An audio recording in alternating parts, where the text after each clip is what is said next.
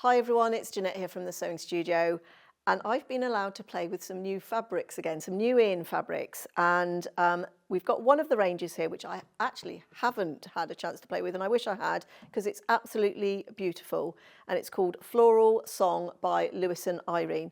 And I think it's a collaboration with a lady called Cassandra Cannoli, and it's just absolutely beautiful. And when I look at these colours, it reminds me of my Aunt Thelma, who unfortunately is no longer with us, but she loved these purples. This would be the colours in her bedroom, absolutely. So it's just beautiful, absolutely love it. There's a really nice poem that goes with this, so if you get a chance to sort of see that and read it, it's absolutely lovely, about sort of buds dancing in the sunlight. And sort of lingering not too long, but holding that memory tight, and it's just absolutely beautiful. So as I said, this is Floral Song by Lewis and Irene. Comes in this beautiful purples, pale purple light, and you can probably see a bit of a teaser, the quilt behind me. I absolutely think this would look stunning, that quilt in these fabrics as well. Just give it a much sort of softer but very nice feel to it. So Lewis and Irene, Floral Song. So this is the next fabric. Lovely blues and greens. I've just been here stroking this as we were setting these out. And rabbits, beautiful. See, this is me just stroking the fabric. I'm just here stroking fabric. I am a fabric stroker.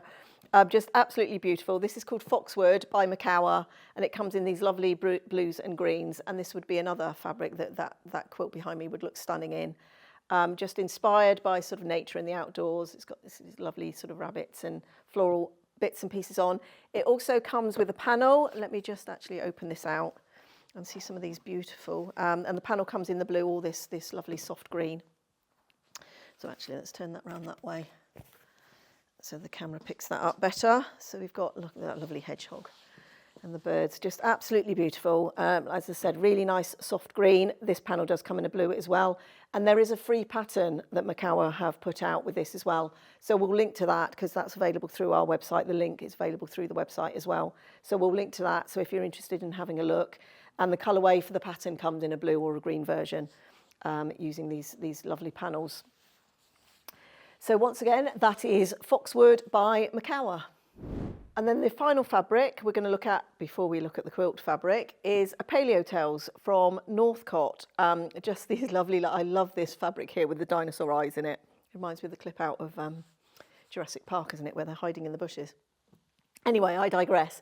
Absolutely beautiful. Would make a fantastic I Spy quilt for a child. Just really, really lovely fabrics. This nice bright orange that just sort of helps sort of lift all those greens and sort of darker colours on there.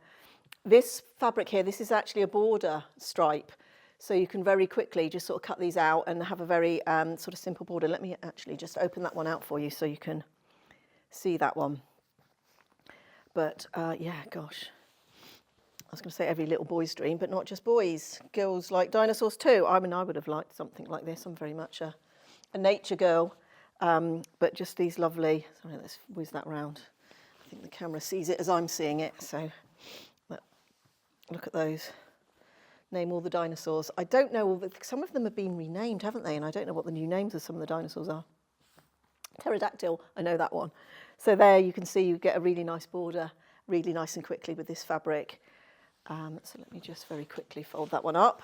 And then it also comes with a panel. So let me just unfold that one as well, turn it around. But you've got these bigger squares. It'd be nice if we'd cut that one off because actually they're different sizes. They're different size pieces in the panel. So this one is a sort of double that size with these dinosaurs on. And somebody said to me, what would you make from this? I think I would piece some of these into a quilt, and I think I'd probably save some of the panels and do a little cushion to match, even like a nice little book cushion, a little reading cushion or something, I think would be lovely in a child's bedroom. So that is Paleo Tales from Northcott. So let's have a look at the quilt in a little bit more detail. As I said, it's made from Janet Clare's new range called Bluebell, and it was based from cyanotype, which was an old process for printing. And it's got these lovely blues and greens in it. And because of that, this was one of the reasons I chose this particular pattern, because I felt it needed something with a really strong shape that really showed off the colours in this fabric nicely. And I felt that this did that. Now I've based this on, I'm going to keep referring to notes because there's lots of points that I've got to cover. So I've written them down so I make sure I've covered them. Dark and light blocks. So what I call a dark block is where you have this here with a dark background with a light churn dash. Now sometimes in some of these fabrics there is a little less of a contrast, but I sort of quite like that because it gives a bit more interest to the quilt as well. Or light blocks, which I'm calling light blocks, light background with the dark churn dash on it. So you need a total of 18 blocks. 12 dark and 6 light is how I made it, but of course you could reverse that and do 12 light and 6 dark if you preferred that as a look. As I said, 18, so 12 and 6. So from that you only need to cut, from the cutting instructions, you'll only need 18 centres. So 6 light and 12 of the dark. They're the only things that you only need to cut 18 of, and they're the only things you have to sort of make a decision on up front, because once you've actually made these units you can turn them either way to create a light or a dark block, because you know they're exactly the same. It's just which way you twist them and sew them together. So I've put sashing and cornerstones in here, and these were all cut, so finished at 2 inches, cut at 2.5. And I just chose one of the fabrics, and it was actually a fabric that's got lots of different sort of bits of the print on it. So they look like they're scrappy, but they're not. It was actually from sort of one piece of fabric. We're going to do a demonstration in a minute of how to cut for 10-inch squares. I originally based this on a layer cake. It was actually a quilt I made for a friend. They wanted to give their daughter a present for Christmas, and they wanted a quilt. And this was actually the block that they chose, and that was about 8 or 9 years ago, and I did that from a layer cake back then. So I've based that on a layer cake. So in a minute we will go to the demo where I show you how to cut the layer cake so that you can get all the pieces for the block and for the scrappy border. There's enough left for the scrappy border from those 10-inch squares as well. So you need equal quantities of lights and darks. So for this you would need 18, I just did mental math then, it's not enough, 18 dark squares and 18 light squares. Now if your layer cake hasn't got those, you may need to add in some additional light fabric. It depends on the layer cake and how many lights that they include in on that. On this one I had to add some of my own fabric in on it. I think it took just a little bit more than a fat quarter. I think I was about 5 10-inch squares short for this one. So you may need to add that. Also for the background you need about 1.5 meters of background fabric, and we used porcelain, the Bella Solid. We went and auditioned the blocks against all the different sort of neutral coloured fabric down there, and it was the good old porcelain. We keep using that one, don't we? But it was that one that it looked the best on, and I think it's because it's not a creamy cream, it's not too much of a yellowy cream, and it's got a little bit more to it than the sort of stark or sort of more starker whites, but it worked really well with this quilt. So as I said, you'll need 1.5 meters. I've put that in the instructions. I've also put cutting diagrams in the instructions for fat quarters. You could also make this from 6 dark and 6 light fat quarters. So I think that's all I need to say on those. The sashing, you need a total of 36 9.5 by 2.5 inch strips for the sashing, plus an additional 10 12 by 2.5. Now all the shorter pieces are used to join all the blocks together, and here the shorter pieces are used in the sashing rows, but at the ends of the sashing rows I've used 12-inch lengths rather than 2.5-inch lengths, and that was just to allow that there was enough fabric that when I came to trim it came all the way out. So at the two ends of each of these sashing strips, so that piece there and that piece there would have been the longer lengths, 12 inches, and these would have been the 9.5. Now that's also in the layout diagram in the instructions, so you should be able to easily identify. But it's these sashing rows which all go sort of horizontally that way. Setting triangles. So we've got a total of 3 down each side, 2 at the top and the bottom. So that's a total of 10 setting triangles. We get those from 3 14-inch squares, which we cut across the diagonal twice to get the setting triangles. So those are these here. We also need 4 corner triangles, and they're in all 4 corners of the quilt. And they came from 2 9-inch squares, and on those you just cut them across the diagonal once. Now, each of those, I've been very generous and they're oversized, so you've got plenty to trim back. We work in diagonal rows, so here, so this block, for example, I would have added the sashing to either side of the block, and then the side triangles go in, and then finally I added the corner triangle. So you work in diagonal rows, so once you've put your block together in that row, you can then add this row of sashing in between. So I made them all out in rows. I've actually got a design floor, not a design wall, so I laid it all out on the floor in all the pieces, and even the sashing row, I work in a sashing row, so I include that as a row, that I call a sashing row, that I call a block row, and they just alternate all the way through. Now you have to be a little bit mindful when you're putting it together, because in some instances there's one block row where you actually have to add 2 sashing pieces to it, and you only add 1, then you add your side setting triangles. Well, actually I think there's 1 side and 1 corner, and then you add the second sashing strip. So there is a particular order, but as I said, hopefully I've identified that for you in the instructions, so you should be okay. Trimming, I've allowed plenty of room here for trimming so that we can do what we call floating the blocks. And all that means is that we've got a bit of a gap between where the block ends and where the border is. Now here, that will be a 3/4 inch. I managed to trim back to 1 inch away. So you should have plenty of room. Now, depending on your seam allowance, you may have slightly less room than that. And what I would say is just go with your lowest common denominator. So if you can only get 3/4 inch in one spot, do 3/4 inch all the way around. But you should have plenty of room that you're not having to worry about cutting off any of your points when you come to adding your border. As I said, the border was left over from all the pieces from the spare 10-inch squares and also from the leftover bits on the bottom of the 10-inch squares. And I just cut them into different sizes. So the smallest size I used was 3.5 inches, and I went right up until 10-inch pieces. And I just sort of laid them out and randomly put them together, having sort of shorter pieces, different colours, different lengths all the way around. The benefit of doing it like that is you don't have to make a strip that's going to fit exactly to the length of the side. You don't have to do any complicated maths.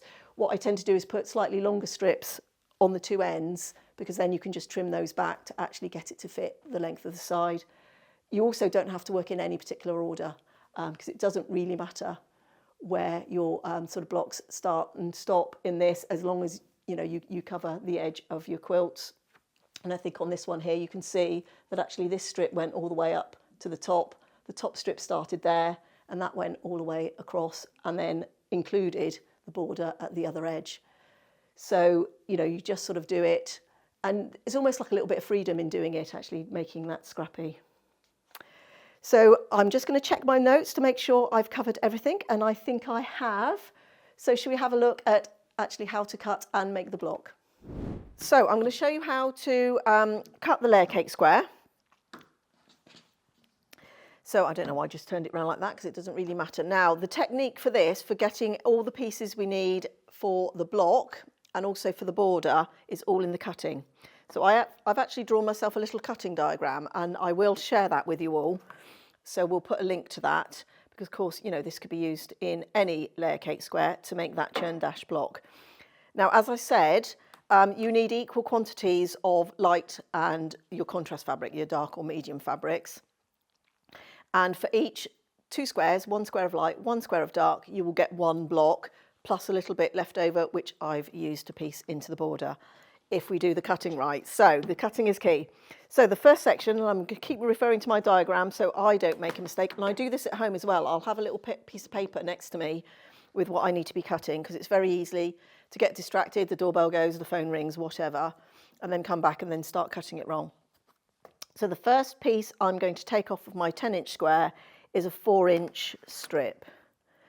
So I'm just going to put my ruler there and cut off 4 inches. And I'm going to keep looking at my diagram to make sure I'm doing it right. The second piece I'm going to take off the layer cake square is a 3.5-inch piece. And then that will leave us, because 4 plus 3.5 is 7.5, that will leave us with our 2.5-inch piece, which I used to make the scrappy border. So I'm going to set that piece aside because we don't need that for now. So I did that to all 18 squares of my lights and darks, so 36 squares in total. Now from the 4-inch one, I'm going to put the 3.5-inch one up there for the moment. From the 4-inch one, I'm going to cut this into an 8-inch piece. And then that will leave us a 2x4 piece there. And I'm actually going to trim that down to 3.5 because that's going to be a piece for the block. I'm actually going to do that with my smaller ruler because I think I'm going to find that easier. So I'm going to trim that down to 3.5. And I'm going to put that there for now. So these now I'm cutting out pieces for the block. That I'm going to set to one side. We're going to make half square triangles out of that bit. And then for this bit, I'm going to refer to my diagram. I need one 3.5-inch square, and that's going to be for the centres of the blocks.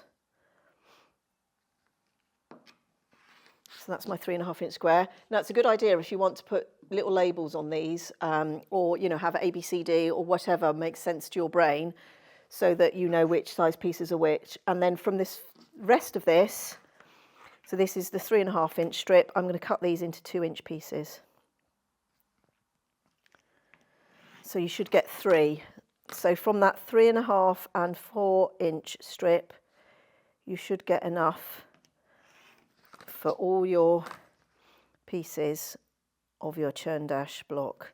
And then the only waste we've got is that tiny little bit there. So that's our 4 pieces. That's our centre square, and these are going to be our half square triangles. So we do the same with our light fabric, and I've already done that here. So that's my 3.5-inch square. That's my 4x8, and they're my 3.5 by 2-inch rectangles. I'm just going to leave those out like that, and I'm going to work on these here now, because we're going to make half square triangles. So we're going to lay those fabrics right sides together.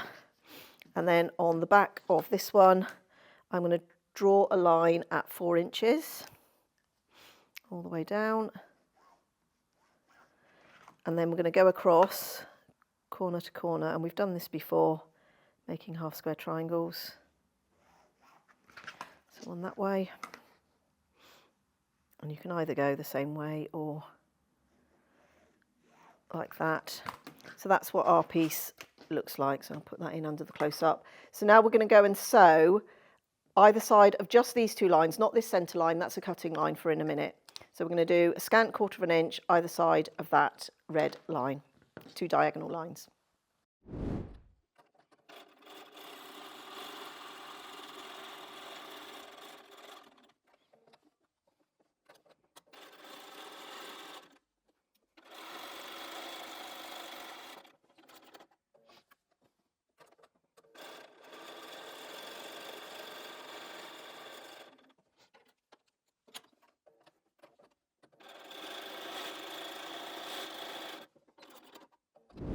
So now we're going to cut these half square triangles we've sewn, and I'm going to cut, doesn't really matter which order, I'm going to start with that centre line and then the drawn lines on the diagonals. We're going to take this to the iron and press these, and then I'm going to square these up to 3.5 inches, so the magic number is 3.5 for this one.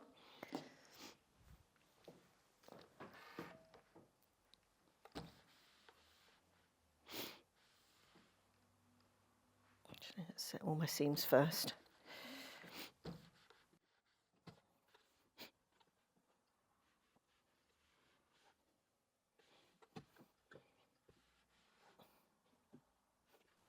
And you don't want to move your iron too much on these because we have got a bias seam there, so we don't want to distort that. So I'm just holding my iron on top of that and letting the heat go through. Right, so we're going to square these up.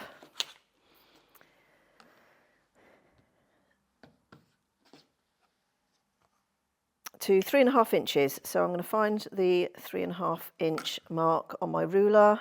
There won't be a lot to trim.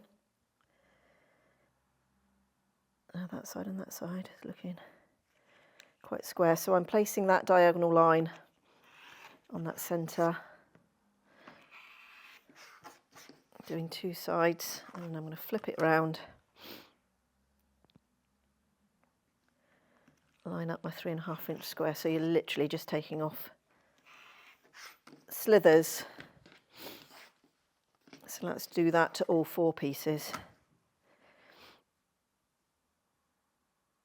There's a bit more on this one, I think.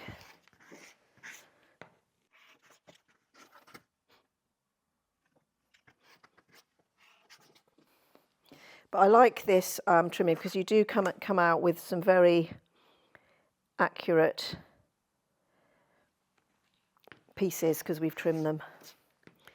So that makes the block come together a lot better, a lot easier.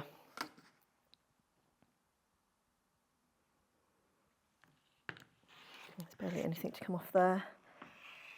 Barely anything to come off there. So that's 3, last one.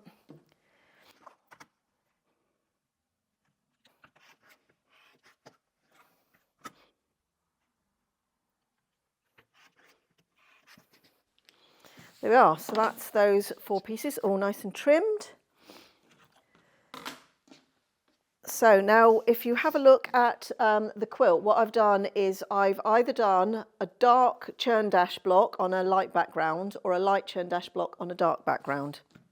So I'm going to take the light centre, let's do a dark on a light here, and then the darks all point in to the centre, and the centre square should be the same as your background colour if you like.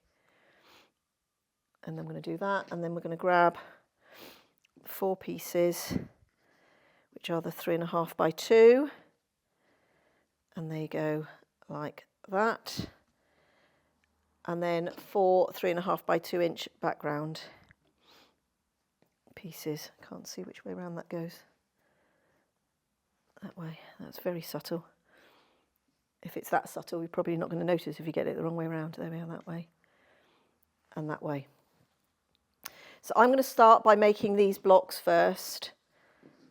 So let's take all of those to the machine and sew these rectangles together to form our squares, and then we can just put the whole block together like a 4 patch. So let's go and do that.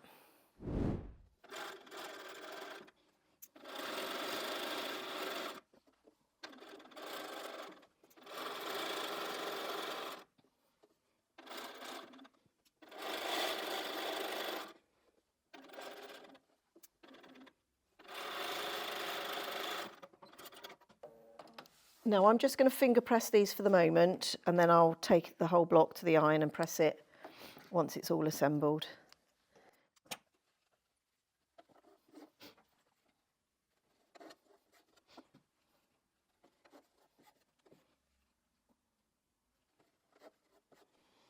Okay, so I'm going to actually stand up, put these back together just to make sure we've got everything in the right orientation, but it's a fairly simple block. And then I'm going to start by putting right onto left, and then I'll add those 3 pieces, and you just want to keep checking that everything's pointing the right way. So let me just start by pinning, but it comes together really quickly. It's quite a nice little block to do.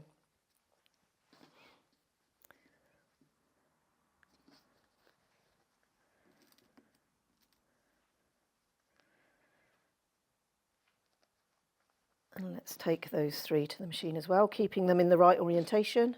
That's what I tend to do, isn't it? Get them turned around as I move them.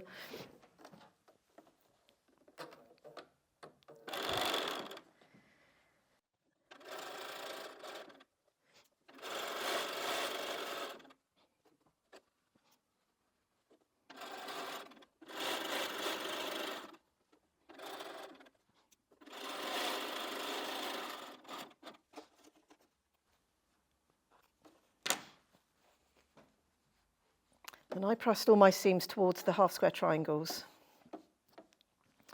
So this is the 3rd one that goes on like that.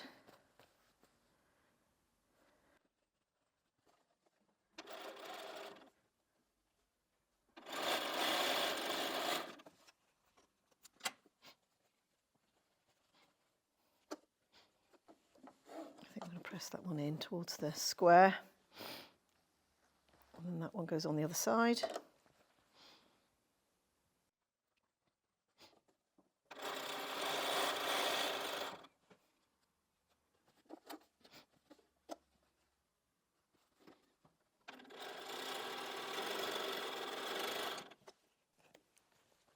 And we can start to put the rows together. So once again, I'm going to push that seam out towards the triangle, and then this middle seam goes in towards the square, and then those seams will nest. So I'm going to start by matching up those two seams. Now this block's a little bit forgiving.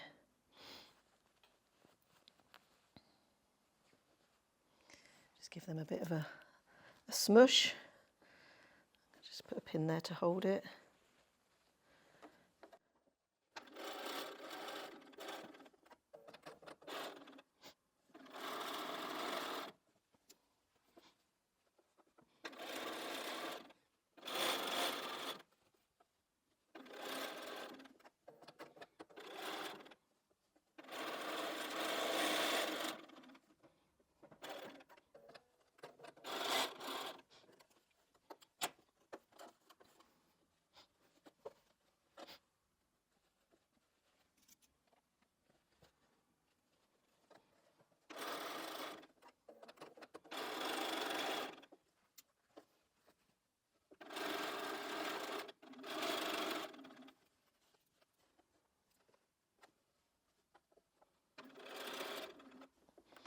Just felt that move a little bit, so I'm just going to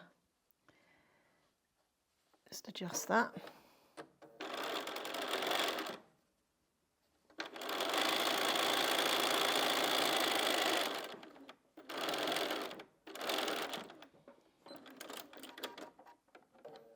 So let's see how we did. There's the block, so let's take that to the iron and give it a press.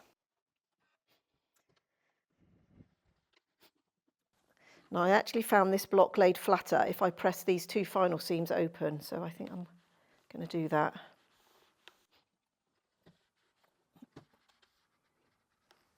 Oh, I was going to put the iron up.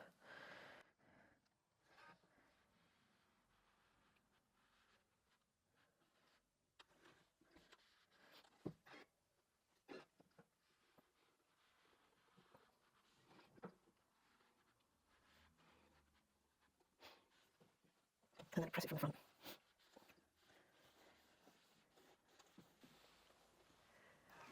So that's how you make the churn dash block. So we're just going to answer some of your questions that we've received. We thought it'd be a good idea to air some of those because sometimes they're sort of common questions that come up. Okay, so I've got to try and remember this. This is where I'm relying on a very flaky memory. Some of the questions. Now the first group of questions, I know we had quite a few around the quilting when I did the straight line and the request for a free motion video, which we've done. So we'll put a link to that. So the first question was about the wavy line quilting that I did in the rail fence quilt, and this was back at the beginning of the year. And somebody asked, did I free motion it? No, I used a straight stitch. I just drew a wavy line and I just followed that with a straight stitch. So that's a really nice, simple one. The second question was around what wadding or batting do I use? My honest answer is generally whatever I've got at hand. I tend to, if it's a baby quilt, I tend to stick with 100% cotton. Otherwise, quite often, as I said, it will be whatever I've got at hand. Quite often I'll use the 80-20, which is 80% cotton, 20% polyester. That's quite a nice one because you get the benefits of both of those materials in that. There's also one that we've started selling here, which is called an eco blend, and it's a 70-30, and it's 70% recycled cotton and 30% recycled polyester. So that's a really nice environmentally friendly one. I think I've done one or a couple of quilts with that one. It's I'd not used it before until recently, but I've tried that one. That works really well. That's mostly it, but there's all sorts of different waddings. There's different thicknesses. You can get bamboo, you can get wool, different price ranges. The only wadding I don't tend to use is 100% polyester. I find, unless you want your quilting to show, it does sort of stay nice and sort of poofy for sort of quilting, but I don't tend to use 100% polyester. When you put sort of iron heat on it, you know, it can go a bit crusty. And also, I find people have used it in workshops and stuff with me before, and it tends to shift around a lot more than the cotton-based waddings. So I don't tend to use that one a lot, but, you know, use what you've got, basically. And it's sometimes horses for courses on that one. So that was the question about wadding. And then the other question is about what thread I use to quilt with. Now, once again, I'm not a thread purist. I will often use the thread that I've got at hand if it's the right colour, if it matches in. But the whole rule generally about using a cotton thread with cotton fabric is they wear at the same rate. Obviously a polyester or a sew-all thread is going to be a lot stronger and is going to wear a lot more than the cotton in your quilt. And particularly in the old days, I think technology has moved things on quite a lot, but particularly in the old days, people would sort of say they'd rather sort of fix a seam than fix a hole in the quilt. So generally the rule of thumb is sort of like for like, and then they wear and behave the same way and work in the same ways. But I have used a sew-all polyester thread to quilt sort of small quilts and wall hangings and bits and pieces. So it depends on use, even on cushions and things. But if I was doing a nice heirloom type quilt or a quilt that I wanted lots of longevity out of, I would probably stick to the 100% cotton with cotton rule. So use a cotton thread, but quite often I'll use a thread that matches. Gutermann tends to be sort of a thread of choice. We sell Gutermann here, so it's readily available to me. But also I do like an Aurifil thread. Aurifil is nice and fine, but you still have that strength in it. And they come in lots of different colour ranges, as does the Gutermann thread as well. So they tend to be the threads that I use the most. So I think that was all the questions about quilting.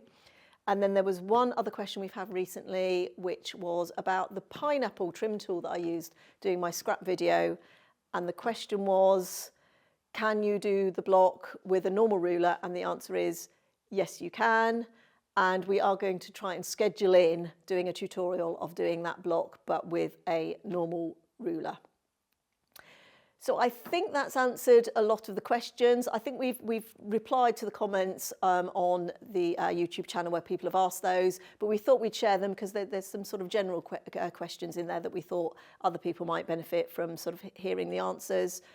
But at this point, I will sort of urge you, if you do have any queries, if you do have any comments, if you have anything that you want us specifically to demonstrate, then do please let us know, put it in your comments, like, share and subscribe, all of those good things. It helps us to continue to make good content for you and do these lovely, I get to play with fabric and make fun tutorials. So thank you ever so much for your time today. I hope you've enjoyed everything. I hope you've enjoyed seeing the new fabrics and the quilt, and I hope you'll join us again here next time in the sewing studio.